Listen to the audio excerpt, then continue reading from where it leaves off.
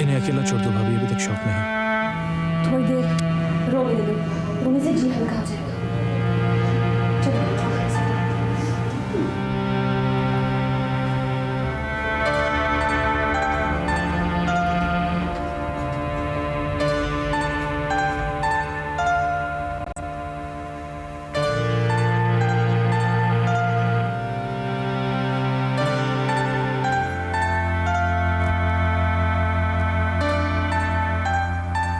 कोई भुगते कोई।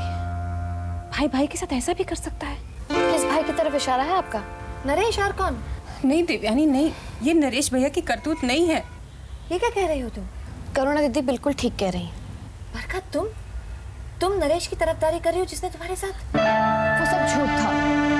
धर्म चोपड़ा का फैलाया हुआ एक जाल, एक भयानक षड्यंत्र। हो सकता है ये चाल भी उसी ने चली हो। एक ही बार में पूरे खानदान का सर्वनाश। तुम जो कह रही हो वो सच हो सकता है, लेकिन जिस धर्म चोपड़ा के गुण गाते तुम थकती नहीं थी, आज उसकी निंदा कैसे करने लगी? अपने पति से वफादारी कर रही हूँ दीदी। पति? वफादारी? तुम दोनों? हाँ देवयानी, ये दोनों फिर से एक हो गए। नरेश भैया के बारे में मेरी भी गलतफहमियां हो गई। सच पूछो तो बरखा की बातें सुनकर नफरत प्यार में बदल गई है। नरेश भैया अपने भाई को बचाने के लिए कोई भी मुसीबत झेल लेंगे, मुझे इस बात का पूरा यकीन है। लेकिन वो विल? उसने अपना दावा वापस ले लिया। लेकिन फिर मधुकर को किसने बगला? किसने उसे नमक हरामी करने पर राजी किया? उसी ने जिसने ड्रग्स का जाल फैलाया था। और किसने? देवयानी दीदी, जब नरेश को चीजू की खबर मिली तो वो जख्मी शेर की तरह तड़प गया। 24 घंटे के अंदर अंदर उसने जमीन और आसमान एक कर दी जीजू के लिए। तुम देख लेना, कल सुबह अदालत खुलते ही जीजू साफ बचकर निकल आएंगे। उन पर एक दाग धब्बा भी नहीं लगेगा। ये कैसे हो सकता है बरखा भाभी? सुशील, तुम नरेश को नहीं जानते, वो कुछ भी कर सकते हैं। Hello inspector. आइए आइए नरेश जी, कहिए कैसे आना हुआ? हम लोग बड़े भैया की जमानत देने आए हैं। जमानत? जमानत उनकी हो गई और वो घर भी चले गए। जमानत हो गई? जी। किसने दी? आपकी बहन मैडम देवयानी ने बैरिस्टर सुशील के साथ आई थी और उन्हें छुड़ा कर ले गई। Good, very good, thank you. Welcome. Thank you. आइए। ये देवयानी कहाँ से टपके बीच में? कोई हर्ज नहीं, सब लोग यही समझेंगे ना होने वाली जमानत जो हो गई है वो आपकी कोशिशों का नतीजा है। No problem. सुशील आजकल देवयानी का फ्रेंड, फिलोसोफर और गाइड बना हुआ है। हाँ। जैसा वो कहता है वो वैसा ही करने लगी है। मुझे लगता है हम दोनों की कुंडली बहुत जल्दी भिड़ने वाली है। देख लूंगा एक एक को, छोड़ूंगा नहीं। अरे मुझे जान के फंसाया है, नहीं छोड़ूंगा। अरे ऐसा चलना याद लगती है। अरे अरे अरे अरे क्या हुआ? कौन है? प्यारे मोहन, एकदम फक्कड़। फक्कड़? कॉलेज में सीनियर था मेरा, पर मेरे टुकड़ों में पलता रहा, समझ लो। एकदम गुल्लू जानी की तरह है। एक झटके में अमीर बनने के सपने देखा करता था। हुजूर हुजूर हुजूर हुजूर हुजूर। अरे अरे नाटक की आदत गई नहीं तुम्हारी? चल चल, बचा लो, सीधा खड़ा हो, सीधा खड़ा हो। कोई नाटक नहीं हुजूर, कोई नाटक नहीं। अब बचा लो अपने इस गुलाम को, बचा लो। लेकिन तुम तो अंदर थे, फिर बाहर कैसे आ गए? वो क्या है कि कल बाहर आया था, आज फिर अंदर जा रहा हूँ। क्यों, क्या हो गया? वो आपके खादिम कमीने वो गुल्लू जानी की वजह से शराब पी के खाल से बाहर हो गया था। पुलिस वालों ने खाल के अंदर कर दिया। उसको ना अगर हल्दी की गांठ मिलती है तो पंसारी बन बैठता है। बहुत सही कह रहे हैं। साला गधा है एकदम, आपे से बाहर हो जाता है। बिल्कुल बिल्कुल बिल्कुल। लेकिन आप ये पुलिस के हत्थे कैसे चढ़ गए? नहीं, मेरा क्या है कि वो मैं भी किसी की जेब। चलना। रुकना यार, कुछ माल बाल तोड़ने दे, आधा तेरे को दे दूंगा। पुलिस को रिश्वत देता है? अरे नहीं, कहना बनता है। नहीं, चल, तेरे को इंसान के लिए अंदर देता हूं। चल। काफी नमूना है आपका। ये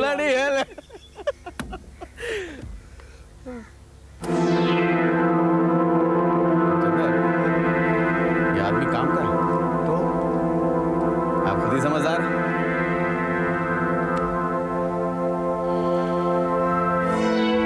जब नरेश ने नो ऑब्जेक्शन लेटर पे साइन कर दिया है तो फिर तलाक क्यों नहीं ले लेती? तलाक ले ली है धर्म साहब। ले ली? कब? अभी इसी वक्त, अपने इरादे से। कहीं तुम्हारा इशारा मेरे साथ किए वादे की तरफ तो नहीं? वादा? मैंने आपसे कोई वादा नहीं किया था और ना ही इरादा जाहिर किया था। अगर आप किसी गलतफहमी का शिकार हुए हैं तो इसमें मेरा कोई कसूर नहीं। लेकिन इरादा तो था। वक्त के साथ साथ मौसम बदलते हैं तो इरादे भी बदल सकते हैं। और फिर सुबह का भटका अगर शाम को घर वापस आए तो लोग खुश होते हैं, आपकी तरह नाराज नहीं होते। छींटे उछालने पे उतर आई हो? कीचड़ भी आपका, पत्थर भी आपके और छींटे भी आपके। आपको मुझसे इस तरह से बात करने का कोई हक नहीं है। आज महसूस हो रहा है कि अव्वल नंबर का बेवकूफ हूं मैं। लोगों को पहचानने में अक्सर गलती कर बैठता हूं, लेकिन मतलब निकलने पर तुम इस कदर बदलोगी इसका मुझे यकीन नहीं था। धर्म साहब, मैं आपसे एक सवाल पूछूं तो क्या आप उसका सच सच जवाब देंगे? धर्म चोपड़ा सच कहने से कभी डरता नहीं और झूठ बोलने से झिझकता नहीं, है ना? आएगा सब। क्या पहचाना? पूछिए।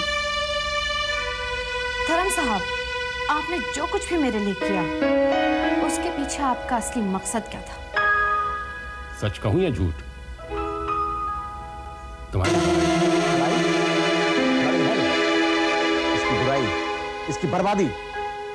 तुम्हारा असली मकसद था मल्होत्रा खानदान से बदला लेना, नरेश की बीवी को अपनी बीवी बनाकर उसे शर्मिंदा करना, उसे जलील करना। अब आप यहाँ से तशरीफ ले जा सकते हैं मिस्टर धर्म चोपड़ा, हमेशा हमेशा के लिए। इस घर से, मेरी जिंदगी से। Your chapter is close now.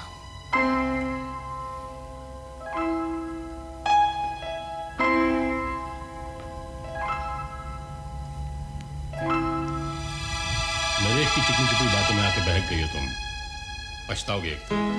अगर ऐसा हुआ तो मैं तुम्हारे आगे झोली फैलाने के लिए नहीं आऊंगी, अपने शौहर के साथ पूरी वफादारी के साथ रहूंगी। और अगर चले जाने के लिए इतना ही काफी नहीं है तो दूसरा बंदोबस्त भी है मेरे पास। नहीं, ये हमारी परंपरा नहीं कि घर आए हुए दुश्मन पर भी हाथ उठाया जाए।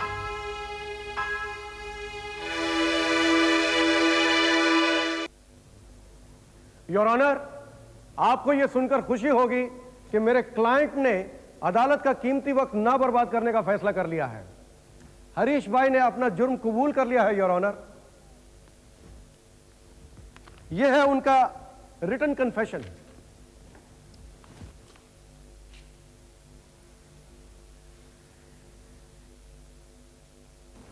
मिस्टर प्रोसिक्यूटर, आपने यह कन्फेशन पढ़ लिया है? Yes sir. Any objection? Oh no, Your Honor. Any question? None, Your Honor. None. Harish भाई, इस कन्फेशन पर दस्तखत आपके हैं? जी। किसी दबाव में आकर आपने ऐसा किया या? नहीं जज साहब, किसी ने हम पर कोई दबाव नहीं डाला। मैं अपनी इच्छा से खुशी खुशी अपना गुनाह कबूल करता हूं। आप सजा सुना सकते हैं। मुल्जिम हरीश भाई दलसुख भाई के गुनाह कबूल करने के बाद वो मुजरिम साबित हुए। ड्रग जैसे मनहूस और जहरीले नशे को फैलाने वाला व्यापारी न सिर्फ कानून का बल्कि समाज और देश का भी मुजरिम है। अपनी मर्जी से जुर्म मानने वाले के साथ अक्सर रियायत की जाती है, लेकिन देश के भविष्य की रगों में ऐसा जहर घोलने वाले के साथ रियायत करना इंसानियत से, समाज से और देश के साथ गद्दारी करना है। लिहाजा ये अदालत हरीश भाई दलसुख भाई को सख्त से सख्त सजा दे रही है।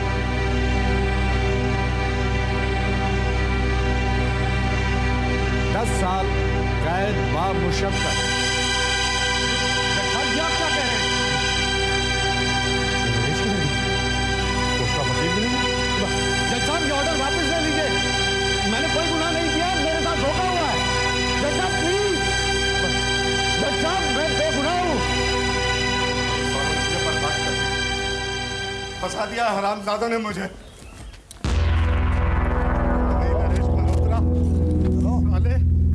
धोखा दिया मुझे। कोई बात नहीं, कभी तो बाहर आऊंगा मैं। तेरी बॉडी करके कुत्तों को खिलाऊंगा। कसम। चला और पढ़ा ना। वीर जी चाहते हैं कि लॉ करूं और मंझले भैया मेडिकल। चलो तुम बताओ, डॉक्टर बनूं या वकील? Hello, wake up. तुम्हारे पापा इतनी बड़ी मुसीबत से बगैर खरोंच के निकल आए और तुम उदास हो? अरे तुम्हें तो खुश होना चाहिए। खुशी तो जैसे हमारे नसीब में ही नहीं है सनी। एक मुसीबत से निकले हैं और दूसरी सर पे खड़ी। अब फिर क्या हुआ? वही मधुकर का टेंशन। वो हॉस्पिटल में बहुत सीरियस है सनी। अगर वो मर गया ना तो मेरे पापा पर मर्डर का चार्ज लग जाएगा। मेरे पापा बहुत डिस्टर्ब है सनी। ना वो ठीक से खाते हैं ना सो पाते हैं। गलती से आग लग जाए ना तो बस नींद में बड़बड़ाते हैं, मैंने मधुकर को नहीं मारा, मैं निर्दोष हूँ, मैं निर्दोष हूँ। ऐसा लगता है जैसे हमारी मुसीबत का कोई अंत नहीं। ये बात तो सही है।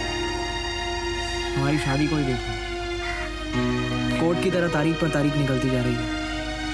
वहाँ मेरे भाई परेशान हैं। वो घर में एक हंसता खेलता खिलौना चाहते हैं। हमारे सपने को मेरे पेरेंट्स भी सच करना चाहते हैं। चलो एक काम करते हैं, फिर से भाग जाते हैं और इस दफे शादी करके ही वापस आएंगे। हाँ, कैसे पागलों जैसी बातें करते हो सनी। मेरे पापा इतनी टेंशन में हैं और तुम चाहते हो इस हालत में उन्हें अकेला छोड़ के भाग जाओ। Come on Pinky, don't misunderstand me. मैं तुम्हें यूरोप करने की कोशिश कर रहा था। तुम्हारे पापा मेरे पापा हैं पिंकी। मैं तुम्हारे पेरेंट्स की बहुत रिस्पेक्ट करता हूँ। अब खानदान पर अगर कोई आफत आई है तो मिलजुल कर उसका सामना करेंगे। We'll fight together. Okay?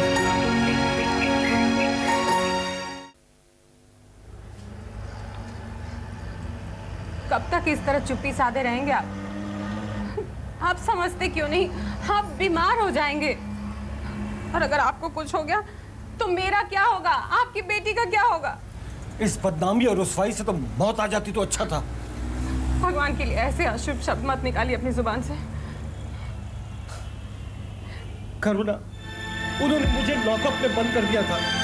Lockup में गुजरे हुए कल पर आज की बलि मत चढ़ाइए। आपको क्या लगता है इस सदमे से मुझे या आपकी बेटी को चोट नहीं पहुंची है? बहुत गहरी चोट पहुंची है। जब तक आप इस घर में वापस नहीं आए थे, एक एक पल मर रहे थे हम लोग। वो तो भगवान भला करे नरेश भैया का, जिनकी वजह से ये विपदा टल गई। ये विपदा टल गई, लेकिन दूसरी जमदूत की तरह मेरे सामने खड़ी है। ऐसा लगता है जैसे मैं अंधे कुएं में फंस गया हूँ। वहाँ सांप और बिच्छू मुझे डंक मार रहे हैं।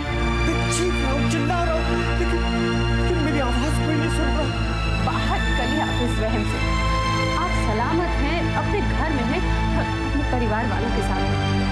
आपकी आवाज सुनने वाले सब हैं यहाँ पे। करुणा, मधुकर की हालत ठीक नहीं बताई जा रही। अगर वो मर गया तो? कुछ नहीं होगा, मैंने कहा ना, उसे कुछ नहीं होगा। हवल तो वो मरेगा नहीं, और अगर भगवान न करे उसे कुछ हो भी गया तो नरेश भैया वहां से भी बचा लेंगे आपको। जब भंवर से निकाला है तो तूफान से भी निकाल ही लेंगे। अब तो परमात्मा के बाद नरेश भैया पे ही भरोसा रह गया है मुझे। भरोसा तो मुझे भी है उस पर, इसीलिए तो बिना सोचे समझे जो भी वो कहता मैं उस पर अमल कर रहा हूँ। तो फिर ये चिंता किस लिए? क्यों इतने मायूस और उदास रहते हैं आप? जाने क्यों अंदर से डरावनी आवाज आ रही है, जैसे कोई आफत आने वाली है और हमारी जिंदगी में अंधेरा छा जाएगा। क्यों डरा रहे आप मुझे भी? क्यों इतने भयानक विचार आ रहे हैं आपके मन में? ये विचार नहीं है, ये अंदर की आवाज है जो मुझे बार बार खबरदार कर रही है। मुझे एक वचन दो। मुझसे वचन मांग रहे हैं आप? अपनी करुणा पे भी विश्वास नहीं है आपको? आप तो अच्छी तरह जानते हैं कि आप पे मैं एक नहीं 1000 जन्म कुर्बान कर सकती हूँ। बोलिए क्या चाहते हैं? अच्छा चलो बैठो, और अब मेरी बात तुम गौर से सुनो। अगर मुझे कल कुछ हो जाए तो तुम मेरी जगह ले लेना। वैसे भी नरेश से कोई खतरा नहीं है, वो नादान है, लेकिन कभी कभी वो रंग बदल सकता है। पैसा, जमीन, जायदाद में हमेशा ईमानदार रहना, पापा के नाम पर कभी पट्टा मत दे देना, और पिंकी और सनी की शादी करा देना। उनका सुख हमारा सुख, और तुम बड़ी हमेशा बड़ी बनकर रहना, छोटों की गलती को माफ कर देना, और बड़ों के सामने कभी कोई गलती हो जाए तो उस वक्त हो गया आपके ज्ञान का बखान। बहुत दुख हो रहा है जानकर कि आपके जैसा सिद्धांतवादी भी तूफान के थपेड़े नहीं सह सकता। इतनी आसानी से टूटकर बिखर गया। अरे अपने भाई को देखिए, कितने बड़े बड़े और सीरियस इल्जाम लगे थे उनके, लेकिन उन्होंने कभी हिम्मत नहीं हारी, डट कर मुकाबला किया और सबको हरा दिया। ये उल्टा जमाना है। आज बदी बदी से मुकाबला कर सकता है, लेकिन नेकी बदी से मुकाबला नहीं कर सकता। इंसान इंसान में फर्क होता है। कोई बातों से मर जाता है, कोई हाथों से भी नहीं मरता। अपने आप पे नहीं तो कम से कम ऊपर वाले पे तो भरोसा है ना आपको? इतना तो मानते हैं ना कि उसकी अदालत में इंसाफ होता हो, ना इंसाफी नहीं होती। अरे जब आपने कभी किसी का बुरा नहीं चाहा, किसी को दुख नहीं पहुंचाया, तो आपका बुरा क्यों होगा? हुआ है ना करुणा, हुआ है ना, तुम्हारा भी हो सकता है। इंसान कभी कभी अपने कर्मों का नहीं, अपनों के कर्मों का भी फल भुगतना पड़ता है। अच्छा हुआ हरीश भाई ने अपना जुर्म कबूल कर लिया। अब तो आपको यकीन आया कि मुझ पर जो भी शक किया जा रहा था वो कितना बेबुनियाद था। और जब भी कोई ऐसा हादसा होता है, सारा इल्जाम मुझ पर थोप दिया जाता है, जैसे मैं ही इस दुनिया का एकमात्र विलेन हूं। भैया को बचाने के लिए क्या कुछ नहीं किया मैंने, जमीन आसमान एक कर दिए। फिर भी अगर कोई मुझे शक की नजर से देखे तो अफसोस नहीं होगा? अरे यार, तारीफ नहीं कर सकते, कम से कम बुराई तो मत करो। बेटे, मैं तो शक और विश्वास की दुविधा में ही फंसी रही। लोगों की बातें सुनती तो तुमसे घृणा होने लगती, तुम्हारी बातें सुनते तो शर्मिंदा हो जाती। अगर तुम जान माल लड़ाकर अपने भाई को न बचाते तो अनर्थ हो जाता। अशोक तो शक और बदनामी की वजह से आत्महत्या ही कर लेता। तो ये मान रही है ना आप? हाँ बेटा, मान रही हूँ। भगवान ना करे फिर कभी ऐसी भूल हो, और जो भूल हो गई थी उसके लिए माफ कर देना। छी, ये क्या कह रही हैं आप? बच्चा हूं मैं आपका। आपका दिल मेरे लिए साफ हो गया, इससे बढ़ के और क्या इनाम होगा मेरे लिए? बेड़ा गर्क हो धर्म चोपड़ा का। अपना उल्लू सीधा करने के लिए उसने तो मेरी बेटी की जिंदगी बर्बाद ही कर दी थी। ऐसे बहकाया कि पूछो मत। ये तो अच्छा हुआ कि तुम्हारे समझाने पे इसे अक्ल आ गई, वरना इसने तो अपने पैरों पे कुल्हाड़ी मार ही ली थी। क्यों बरका, मम्मी ठीक कह रही हैं? हाँ नरेश, माँ बिल्कुल ठीक कह रही है। तुमने मुझे बर्बाद नहीं समझा। नरेश, हिंदुस्तानी लड़की चाहे जितना भी पढ़ लिख ले, बुनियादी तौर पर वो हिंदुस्तानी ही रहती है। उसके सोचने का ढंग बदल सकता है, उसका पहनावा बदल सकता है, बातचीत करने का अंदाज बदल सकता है, लेकिन उसके संस्कार कहीं नहीं बदलते। जैसे कि अपना पहला प्यार। एक हिंदुस्तानी औरत अपना पहला प्यार कभी नहीं भूलती नरेश। पर अगर वो ये कहती है कि वो भूल चुकी है, तो वो झूठ बोलती है। मम्मी, एक बार बरखा को आपके घर से डोली में बैठा कर ले गया, आज कैसे उसे अपनी खुशी में डोली में बैठा कर उसके घर ले जाने की इजाजत चाहता हूँ। इजाजत की क्या बात है बेटा? ये तुम्हारी धर्म पत्नी है, हंसी खुशी अपने बिखरे हुए घर को फिर से संभालो, यही मेरी मर्जी है।